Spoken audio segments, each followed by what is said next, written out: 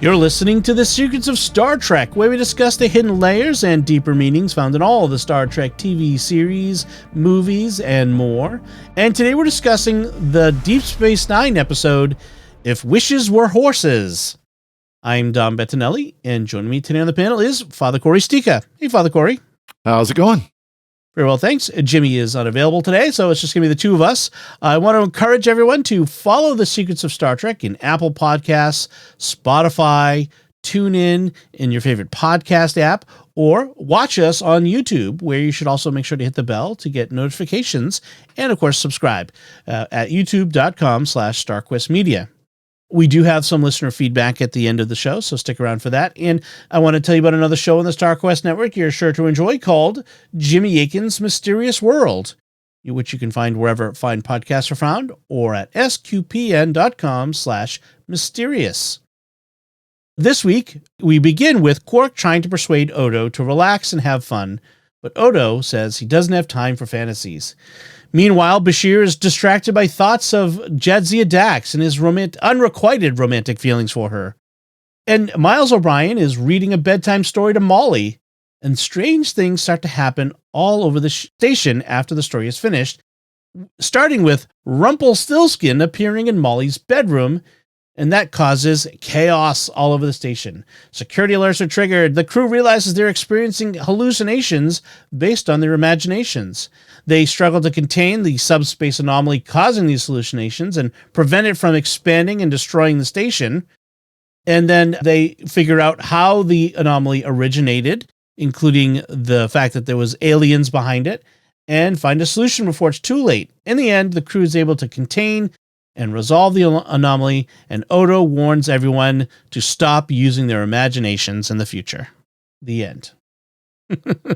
I'm not saying it wasn't aliens, but it was aliens. It was, exactly. It's always aliens, especially in Star Trek.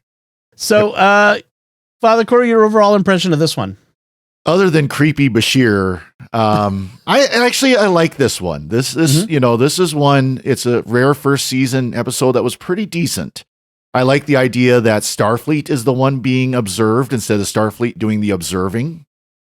So, and it was interesting, the different characters and everything that they pulled out to show the different, to kind of help develop the main cast as well. It was kind of a development episode for them as well. So I kind of enjoyed it. Yeah, I like it too. It's one of the better season 1 episodes, and I agree. Stalker Bashir is still annoying to me. Like, he is. It's too creepy. I'm so glad they stopped doing this because it was obnoxious. It's even back in 1990, whatever, this was still creepy. Like, today it's sort of over the top. Like, this would be a, hashtag Me Too thing. But back then, even then, it was like, dude, like a little too strong, like dial it back a notch. That was, yeah. And I know they did it to try, show that he's this young, inexperienced, full of vim and vigor, right, officer. And in fact, but Dax at one point says to, like, she goes to the command deck, and Cisco says, "How is our young doctor?" And she says, "Young," because of course she's Dax. She's over 300 years old, but yeah. Well, and she even says at one point, I was a young man once too." right. And she takes it with pretty, with aplomb. She doesn't get offended by him or anything, but she's like almost amused by alternate sexy Dax. right. Yeah, that whole thing. Yeah, we'll get into the various hallucinations they have and or don't have in some cases. So we do start with this Odo Quark exchange in Quark's bar, where Odo declares imagination is a waste of time. Too many people dream of places they'll never go, wish for things they'll never have, instead of paying adequate attention to their real lives. And I'm thinking, he's not wrong. Yeah. Imagination is good. But, I see a lot of people spending a lot of their time imagining a better life, the Instagram life, shall we say, or the YouTube life, instead of paying attention to the life that they have in front of them that could be just as fulfilling. Well, and, obviously we enjoy science fiction television. We enjoy, video games and these things that can take us out of the real world for, an hour or, couple, few minutes at a time or whatever. Yeah. But there are people that's a real concern, that they get so either they don't want to face their real world, or they prefer what they see in the video game or what they see in Star Trek or something like that, that they get lost in it. And that is a real problem, that they allow that imagination to be more important to them than their family, their friends, their career, whatever it might be, that they're trying to avoid. They start to lose their own identity. They start thinking of themselves as, some extreme cases, I'm a dog or a dragonkin is a thing I've seen, like no, like let's come back to be a little more grounded in the world around us. Exactly. I see it sometimes where people, they get so caught up in celebrity culture, they start to think that, I'm only interested romantically in, celebrity quality people. I'm not interested in the regular person that I meet. I'm only in but you're not a celebrity. You're not, that person. You're not a celebrity, and you definitely don't have the looks for it. So I was not going to say that, but yeah, that's kind of what I meant. I'll say it. Yeah, and that's both guys and gals, by the way. Yeah. That's definitely not sexist. Yeah, and that's the thing is people are too often live in a fantasy world, and that there's a corrective in this story to that mindset. It's like, don't like Bashir's especially. Careful of living too much in a fantasy world and creating these ephemeral ideas that are only in your head of the way things should be or could be. Right. And we can live in the world you have.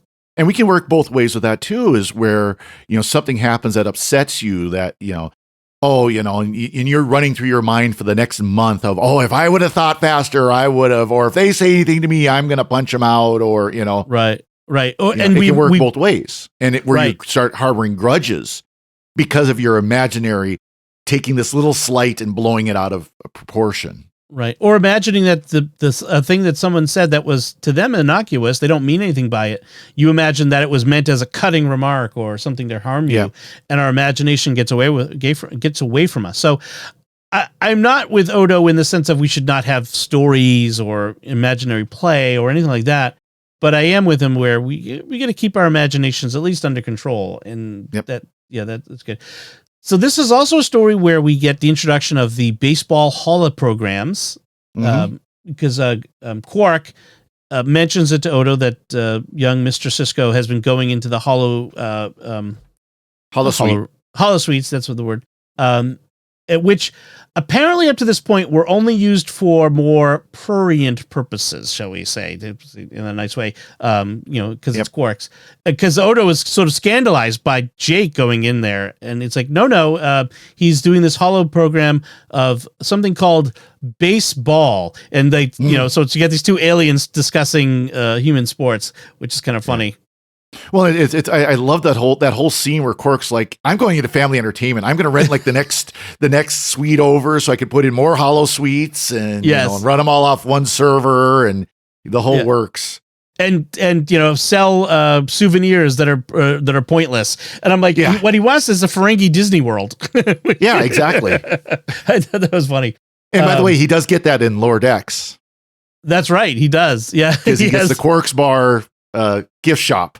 That's right. That's funny. That's true.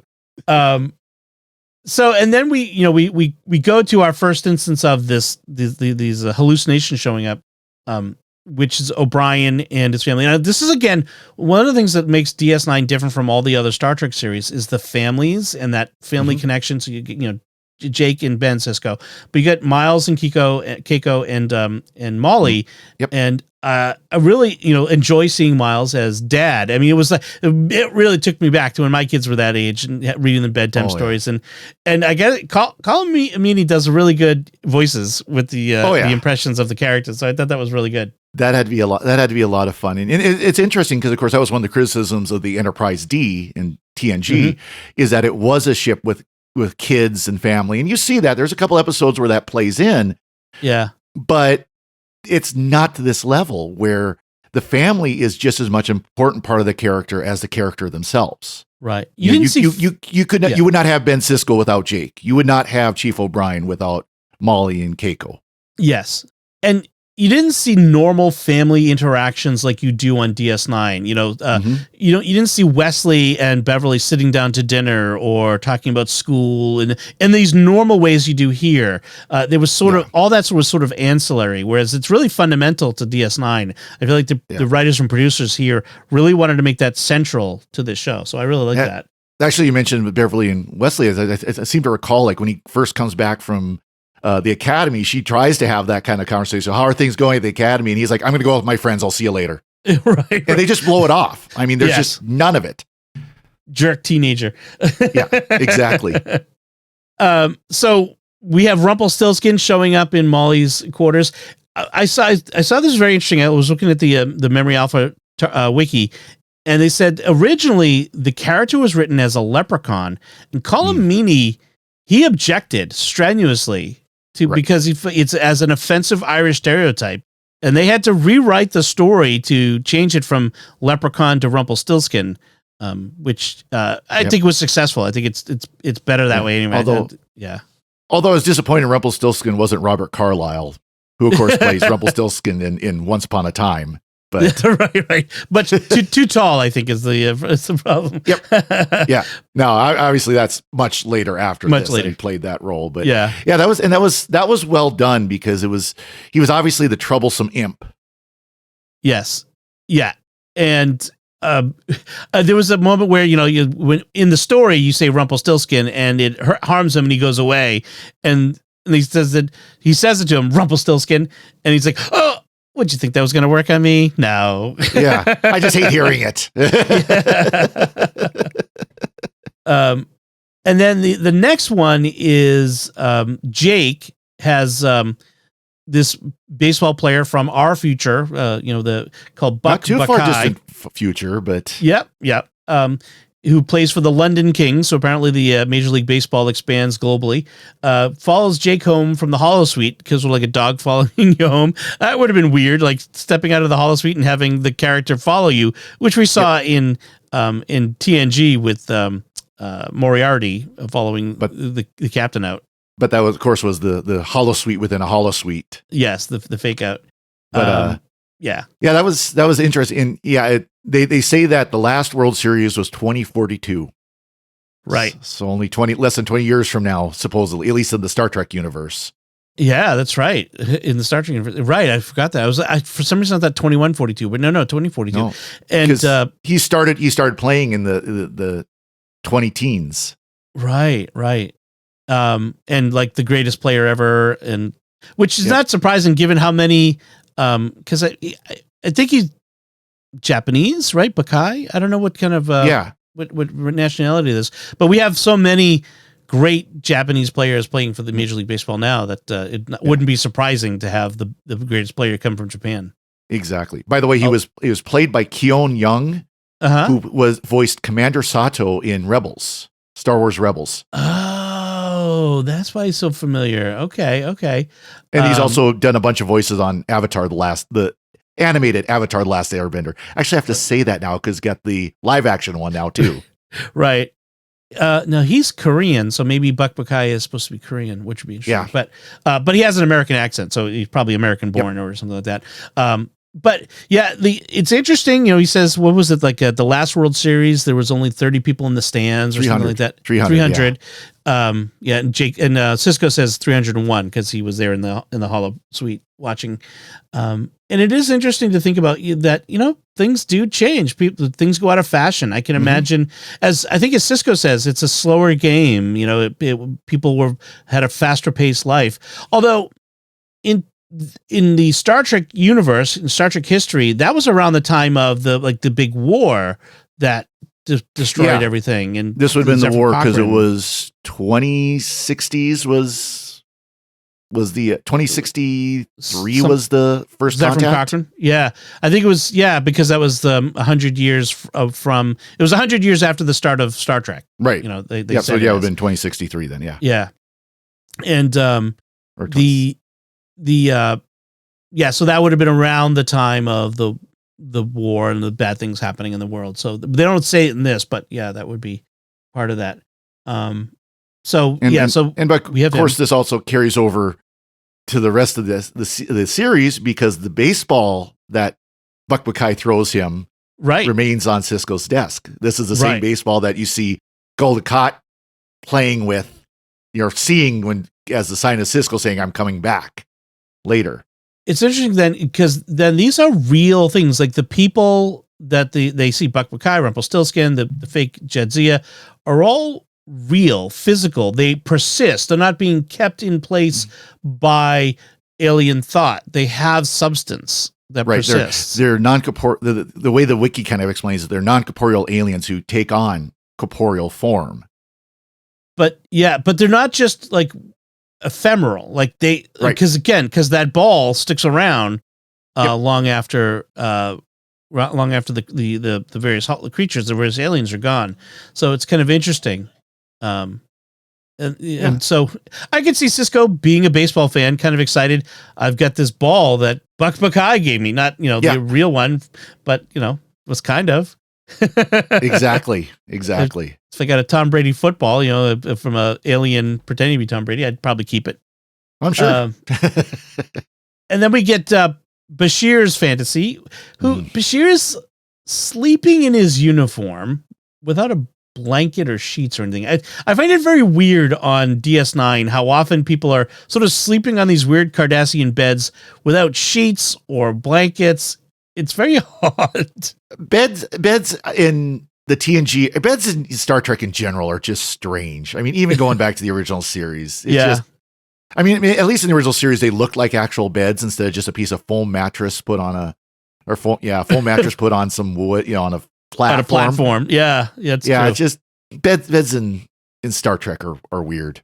Although the episode we talked about last time, where Angel One, where it's Picard was in bed sick, he actually had sheets and pajamas, so that was just that. But they always have these little tiny pillows and things like that. I mean, I know, but Bashir's in his uniform, and he gets his silly airheaded Jadzia submissive fantasy girl. Uncomfortable. I'm sorry. It's very uncomfortable to watch that. Well, it was, and at least you put up a little bit of a fight, and then she goes, well, why are you resisting me? And he goes, why am I resisting you? And it's just like, oh, wrong. Yeah, it was kind of funny, but yes, because it's wrong, Bashir. That's why it's wrong. Julian. Yep. It is interesting how in the story, how quickly they figure out that these fantasy figures are coming out of their imaginations. That's not drawn out. And so then the question very quickly turns to where are they coming from, and then discovering it's this subspace anomaly that, we get the ticking clock because it's growing, and because we know that a similar one destroyed a star system that the Vulcans discovered. Or they think it's coming from the anomaly. Right. It turns out the anomaly is Jadzia's fantasy. Yeah, that's right.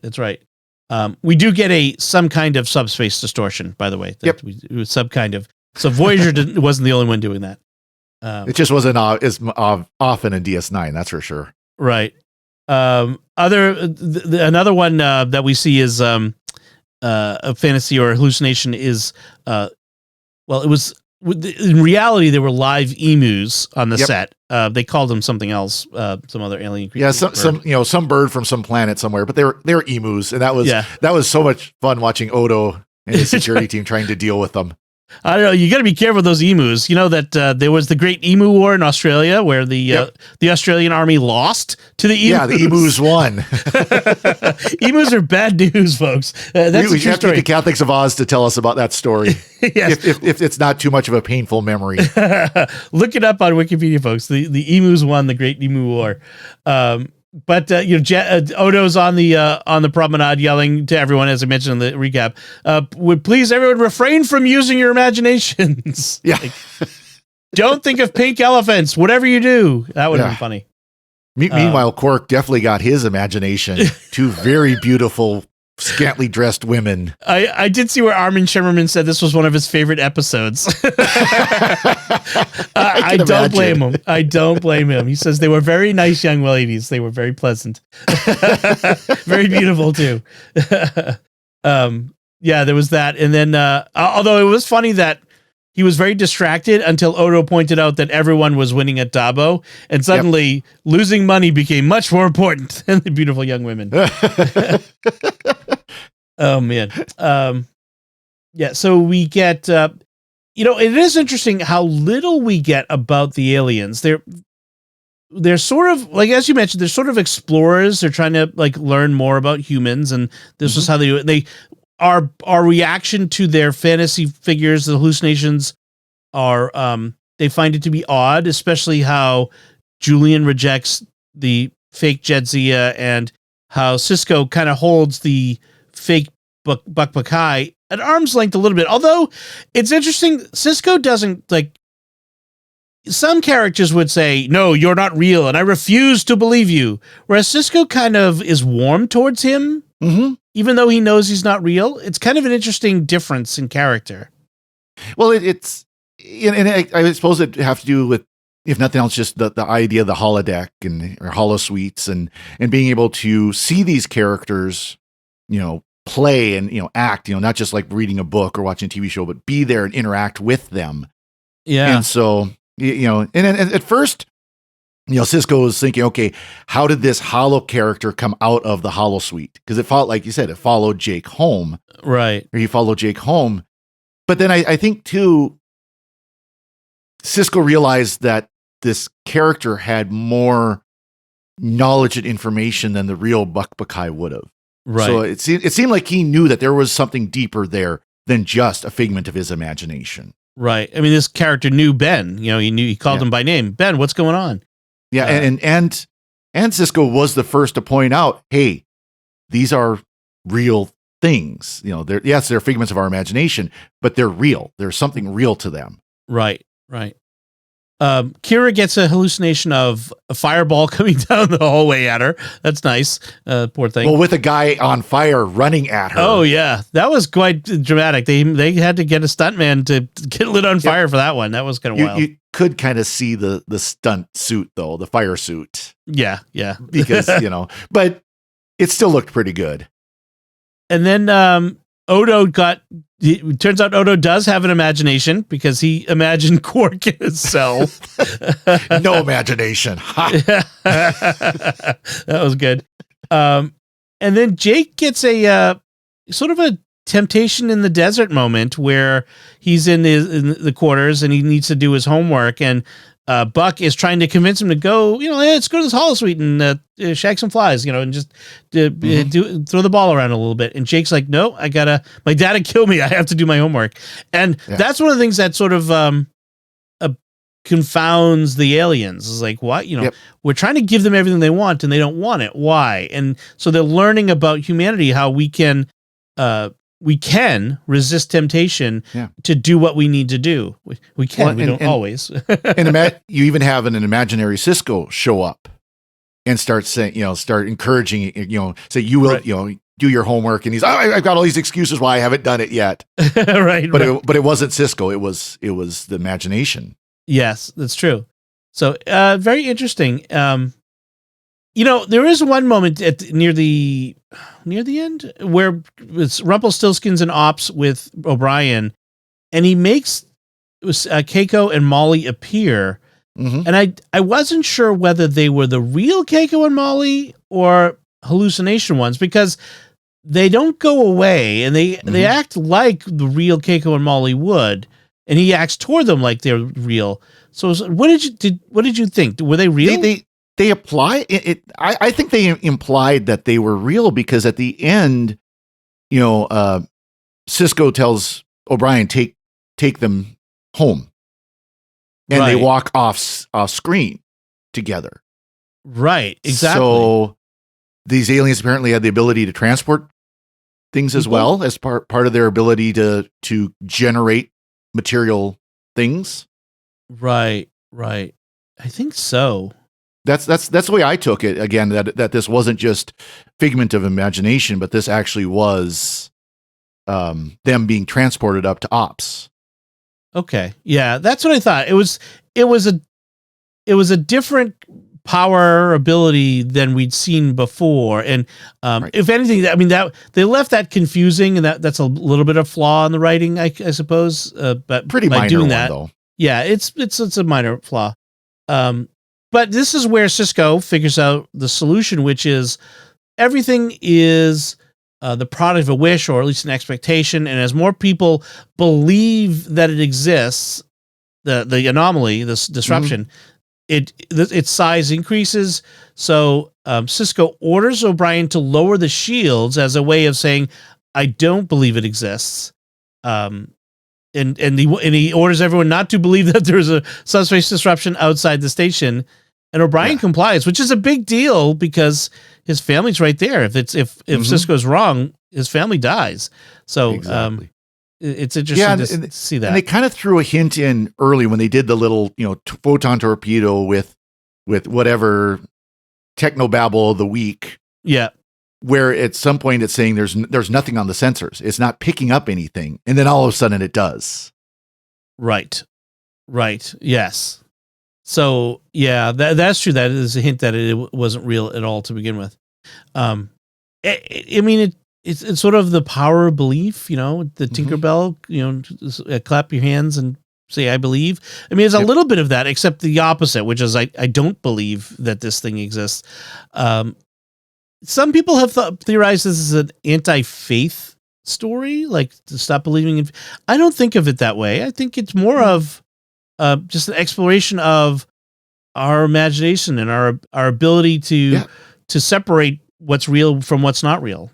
And the creating power of imagination. Yes, we can't imagine a baseball into an existence, but we in our minds, we can imagine read about a game and imagine what happened, or the creative, the imaginations that created things like Star Trek. That's how we create with our imaginations. It's not it's not something we can make things material, but it takes our hands to do it. We can't just will it into an existence. Right. Not like God, ex nihilo. Yep. Yeah. Yep. Exactly. It's funny when you think about that, like, because in some sense that the very show that is they're creating is an act of the imagination that they're all engaged in, making it real. So the whole the phrase, the title, "If Wishes Were Horses," comes from a phrase. I'm not sure where the phrase itself comes from, but if wishes were horses and dreamers would ride. I'm not sure where that comes from actually. But it's kind of interesting. Yeah, it's a phrase I'd never heard before. Oh, really? No, I've heard that a lot. If wishes were horses and dreamers would ride, but I don't know where that comes from. Anyway, any other notes on this one, Father Cory? Nope. Very good. Then let's get to our feedback. This comes from our discussion of the original series episode, "A Taste of Armageddon." John Savard writes on YouTube, "Here's a secret about this episode. Herman Wouk is a very well-known author, Pulitzer Prize winning, by the way, but one of his novels, a short one written in 1949 but only published in 1956, is not at all well-known. While the plot is different, the novel is intended as an anti-war statement. It uses the same unusual premise as this episode." So I went back in looking, and actually was hard to find. It was actually not in his general lists of Herman Wouk's books, which include like the Caine Mutiny and other great stories. But this one is called, I'm not trying to pronounce it, the Lomocome Papers, Lomokome Papers. It's a sci-fi novel. It's the only science fiction novel that Wouk wrote, and it's sort of the diary of, or a recounting of, a naval lieutenant's expedition to the moon and the people he encounters there. Now, obviously, written in 1949, so before moon landings, and when people still thought there might be aliens on the moon, that sort of thing. But apparently, part of it included this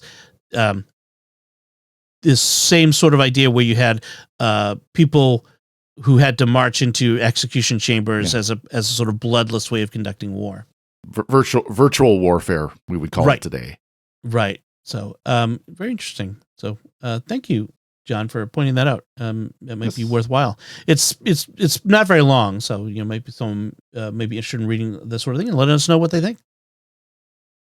Excellent. So, as we move on, we'd like to take a moment to thank our patrons who make it possible for us to create the Secrets of Star Trek, including Vincent D., Paul L., Ryan O., Adika L., and Tom V. Their generous tax-deductible donations at sqpn.com/give make it possible for us to continue the Secrets of Star Trek and all the shows at StarQuest, and you can join them by visiting sqpn.com/give. And we'd also like to thank Victor Lambs, who edited this episode. So that's it from us. We'd love to know what you thought of If Wishes Were Horses. You can let us know by commenting on the show at sqpn.com/trek, our Facebook page at facebook.com/StarQuestMedia. Send an email to trek@sqpn.com, or visit our Discord community at sqpn.com/discord, or leave a comment on our YouTube channel where you can watch the Secrets of Star Trek, and you can find that at youtube.com/StarQuestMedia. We'll be back next time when we'll be discussing the Voyager episode Revulsion. Until then, Father Cory Sticha, thank you for joining me and sharing the Secrets of Star Trek. Thank you, Dom. And once again, I'm Dom Bettinelli. Thank you for listening to the Secrets of Star Trek on StarQuest, and remember, I'm going to have to ask you all to please refrain from using your imaginations.